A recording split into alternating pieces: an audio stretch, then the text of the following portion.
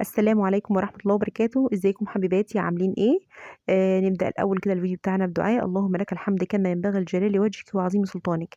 النهاردة مش بس هنعمل غدا اقتصادي يملى البيت بركة ويشرفك قدام ولادك، لا النهاردة كمان هنجهز قلوبنا وبيوتنا لاستقبال السنة الجديدة. هنشوف كده أفكار وإيه اللي احنا ممكن نعمله للتوفير في خلال السنة الجديدة إن شاء الله بإذن الله. الأول كده إحنا النهارده إن شاء الله كده هنعمل معانا محشي، وهاقول لِك كده على كام تريكاية كده تعمليها حركة توفيرية كده في المحشي تعمليها تدّي كمان أكلِك طعم، وتبقى توفير في نفس الوقت. الأول أنا هنا كنت جايبة معايا بتنجان إحنا كنا جايبينه مع بعض في المشتريات اللي فاتت.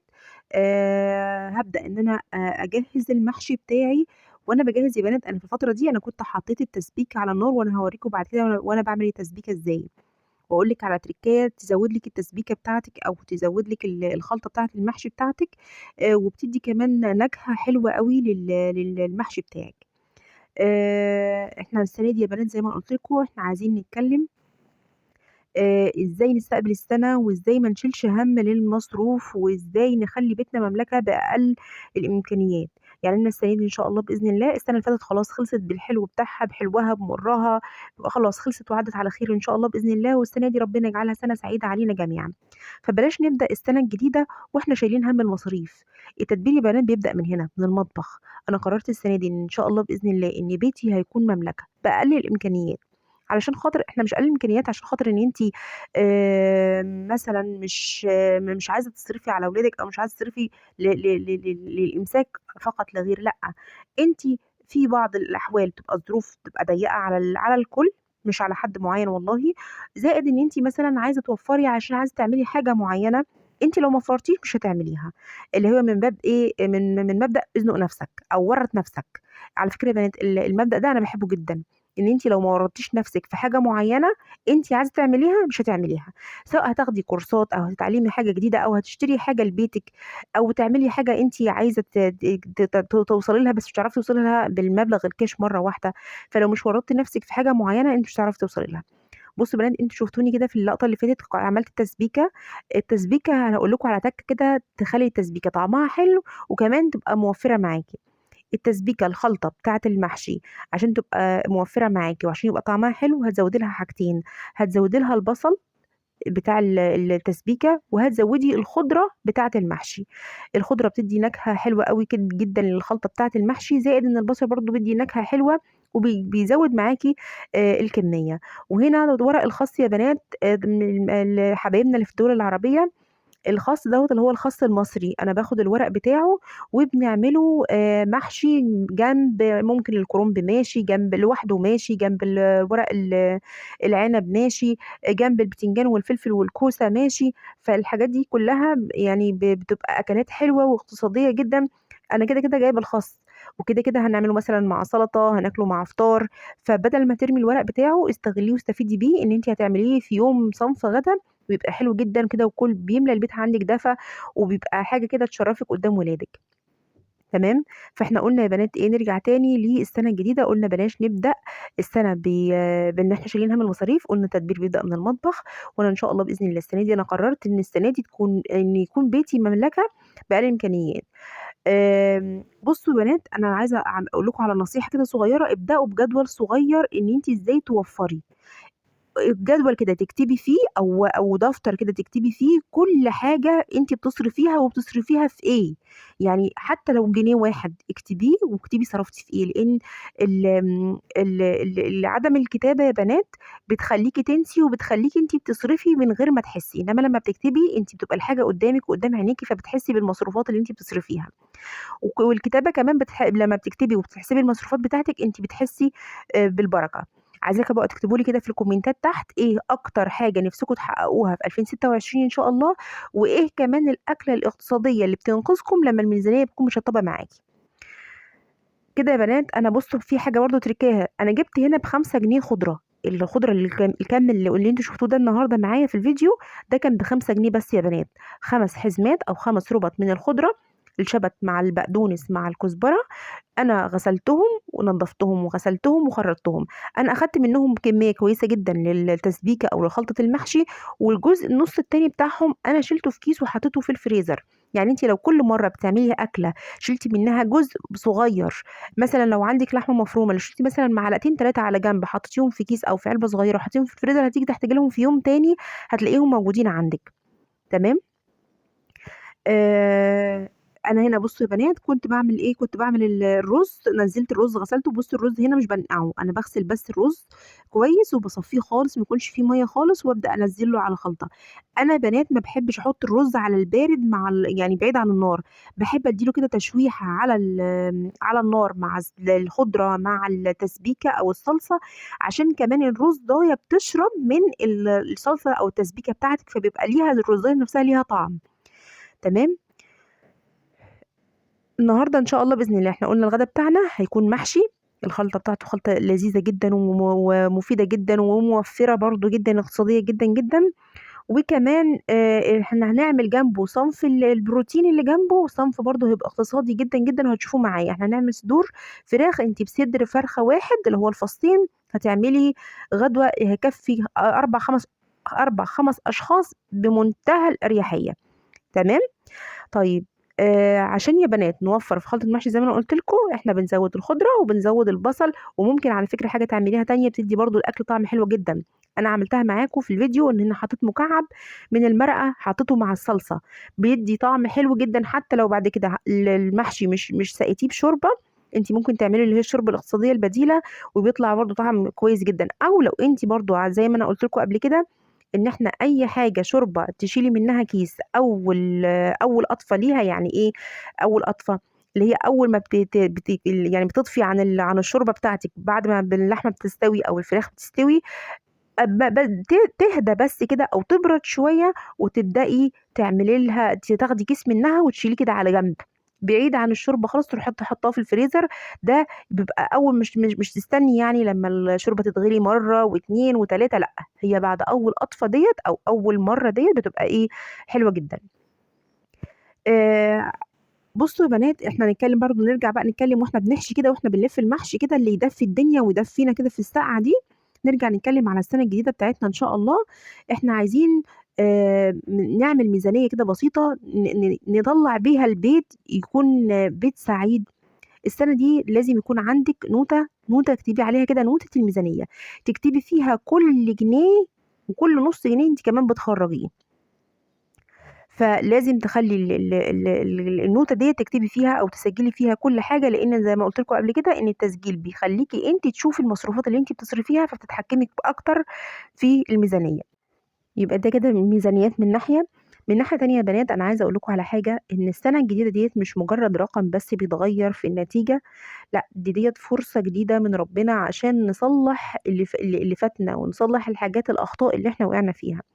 مش لازم نبدأ بفلوس كتير، كفاية بس تبدأي بقلب راضي ونية صافية ان انت تكوني افضل من الاول او افضل نسخة منك. قرري كده السنة دي ان انت تتعلمي حاجة جديدة، تستفادي بحاجة جديدة، تحفظي قرآن، تحفظي احاديث، تعملي حاجة جديدة عليكي، تتعرفي على صحبة جديدة. دايما بنقول يا رب اجعلها سنة مسطورة، والستر بيبدأ من القناعة يا بنات. شطارتك كست بيت انك تخلي بيتك ده جنة، حتى لو بأبسط الإمكانيات زي ما عملنا غدوة المحشي ديت كده بحاجات كده بسيطة أو بتدابير بسيطة. ديت حاجة. الحاجة التانية، في 2026 أنا قررت أرفع شعار القليل يبارك فيه ربنا. الحاجة القليلة ربنا بيبارك فيها، وجماعة والله البركة من عند ربنا. لو شلتي كل يوم جنيه أو شلتي كل يوم 10 جنيه على جنب، انتي في الآخر بتلاقي مبلغ معاكي يسندك في وقت زنقة. التوفير مش ابدا ان انت تحرمي نفسك او تحرمي اولادك او تحرمي بيتك. التوفير لازم يكون بذكاء، ولازم يكون اعرف انا هجيب ايه وهشتري ايه وهستخدم ايه الحاجه ديت في ايه عندي. عايزين كمان نبطل يا بنات نقارن حياتنا بغيرنا على السوشيال ميديا.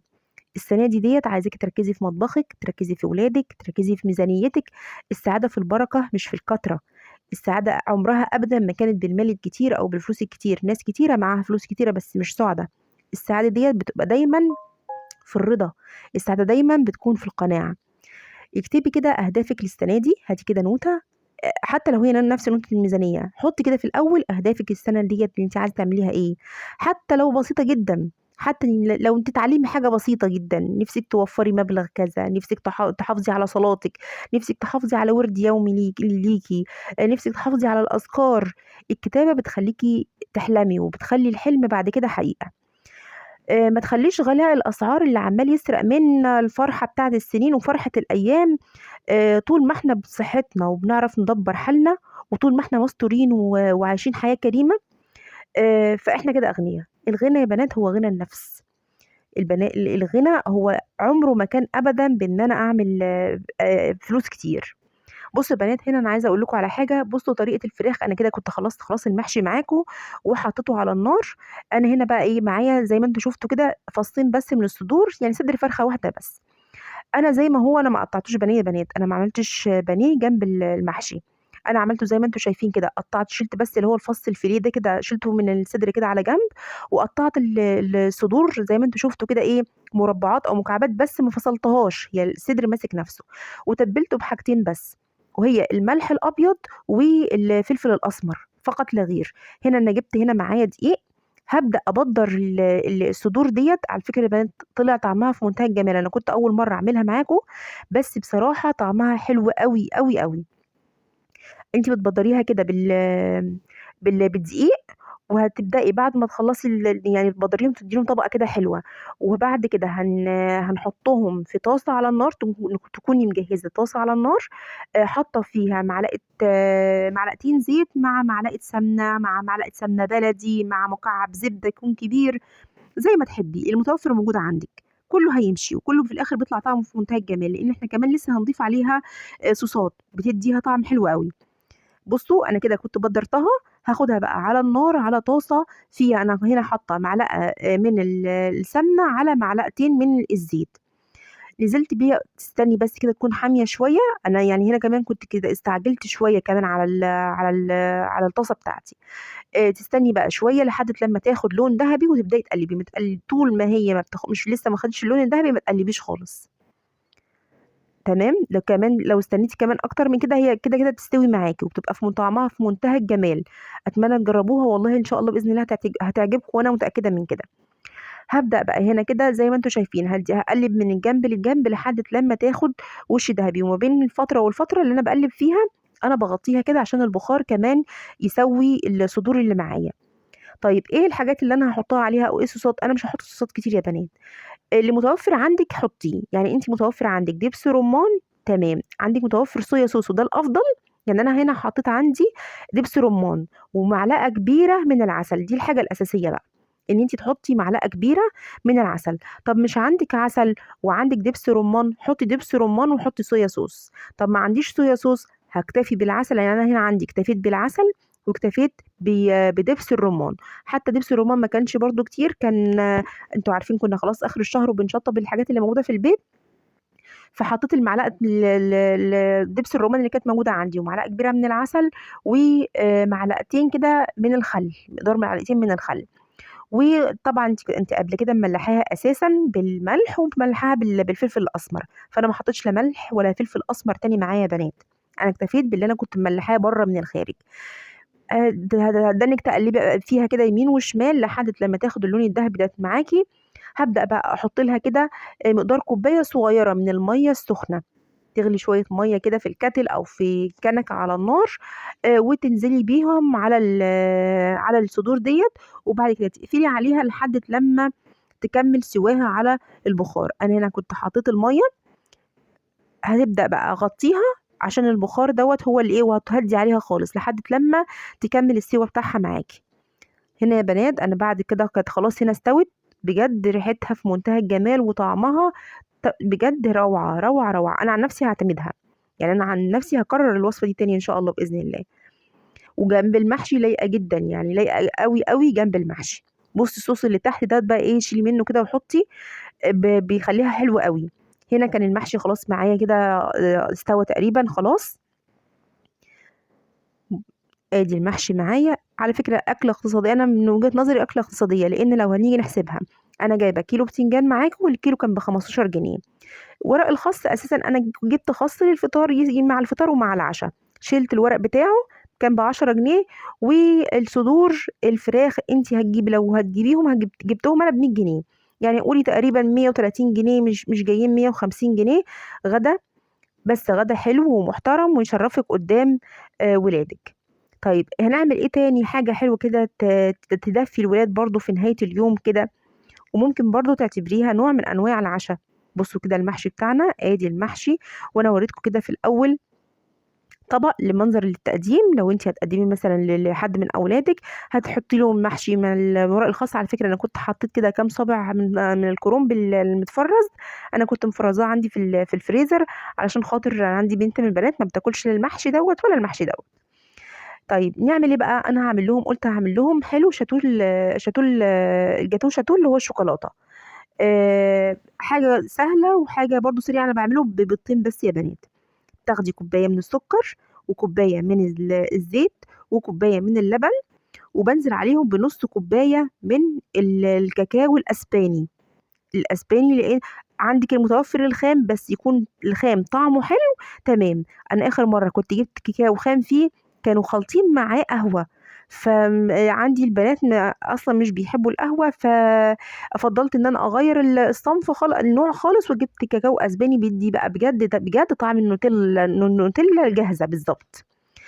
انتوا بخلط كده الخليط، بيروح القوام بتاعه بيتقل معاكي. بشيل كده كوبايه لوحدها كده على جنب. ده الصوص اللي احنا هنحطه على على الكيك لما يطلع معايا. بقيه الخليط انا بضيف عليه البيضتين، وبضيف عليه الفانيليا، وبضيف عليه كوبايه الدقيق مع ظرف البيكنج باودر. كده زي ما انتوا شايفين كده يا بنات، انا ضفت هنا البيضتين والفانيليا. هبدأ بقى أخلط الأول. تخلطي الأول كويس جدا، يعني مثلا مقدار 5 دقايق تضربي الخليط اللي هو بتاع الشوكولاتة دوت مع البيض، لحد لما تحسي ان هو بدأ يعمل كده فوم معاكي. هبدأ بقى أفصل الهاند بلندر. مع الفكرة مش شرط خالص تعمليه في الهاند بلندر، انت عندك في الخلاط تعمليه في الخلاط. انا عندي كمان الخلاط بتاعي ما استغنيت عنه من زمان، فانا كل شغلي دلوقتي بالهاند بلندر يا بنات. هبدأ بقى ايه، اجيب كوباية واحدة بس من الدقيق، هندخلها عليه، وهحط ذرة من الملح ما بين صوابعك كده، ما بين الصباعين كده، شعرة صغننة جدا من الملح. وبحط ظرف البيكنج باودر، بالويسك او بالمضرب اليدوي. هبدأ بقى اخلط الخليط ده كده كله. في المرحلة دي انت اصلا بتكوني قبل ما بتبدأي بتكوني مجهزة الفرن بتاعك، بتكوني مشغلاه على درجة حرارة عالية. اول ما بتدخلي الفرن بتنزليه لدرجة حرارة 180 او 160 على حسب الفرن بتاعك. تمام. هنا كده خالص كان الخليط كان عندي جاهز خلاص. جهزت الصينيه، مبطنتها بدهنه من الزيت او السمنه، وتحطي رشه من الدقيق، وتبداي كده ايه تجهزي تنزلي بالخليط على الصينيه اللي انت مجهزاها دي. زي ما انتم شايفين كده يا بنات، هبدا بقى الصينيه بتاعتي بتهزيها او تطلعي الاول الفراغات اللي موجوده في قلب الكيكه، لان العجينه ديت او الخليط ده جواه هواء، فعشان ميبقاش جواها مفرغ وفيها فراغات كده. فانا بجيب خله من بتاعه الاسنان او شيش طاووق، وتمشي بقى بيها ايه كده، ايه تعملي كذا حركه يمين وشمال لحد لما تبقى كويسه معاكي. طب الصوص اللي احنا طلعناه كده دخلتها الفرن خلاص.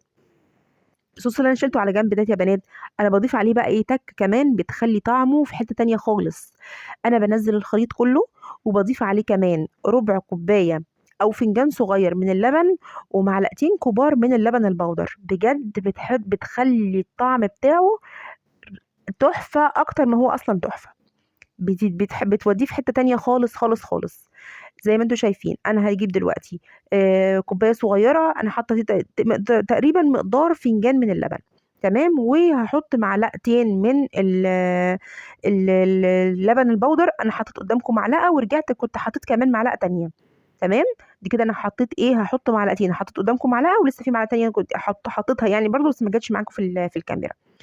وتقلبيهم بقى كويس جدا لحد لما يبقى القوام معاكي مش تقيل زي الاول، بيبقى اقل شويه. حتى لما تيجي كده تاكلي الكيك بتاعك تحسي ان هو جوسي كده وطري يعني، فلافي كده شويه يعني، فاهمين؟ هنا كنت طلعت الكيك بتاعي، هبدا بقى انزل كده بالصوص. زي ما انتم شايفين بجد جربوها، روعه، تحفه تحفه تحفه يا بنات. والكيك ده كان اخر حاجه معانا في الفيديو يا بنات. اتمنى الفيديو النهارده يكون عجبكم. مش تنسوني من اللايك والشير والسبسكرايب للقناه لو انت اول مره تشوفيني. ونختم كده الفيديو بتاعنا بدعاء حلو جدا: اللهم اجعلها سنه لا يضيق لنا فيها صدر ولا يخيب لنا فيها امر. يا رب بارك لنا في ارزاقنا وفي اولادنا، واجعل بيوتنا دائما عامره بالخير والبركه والستر. اللهم امين. اشوفكم فيديو تاني ان شاء الله، والسلام عليكم ورحمه الله وبركاته.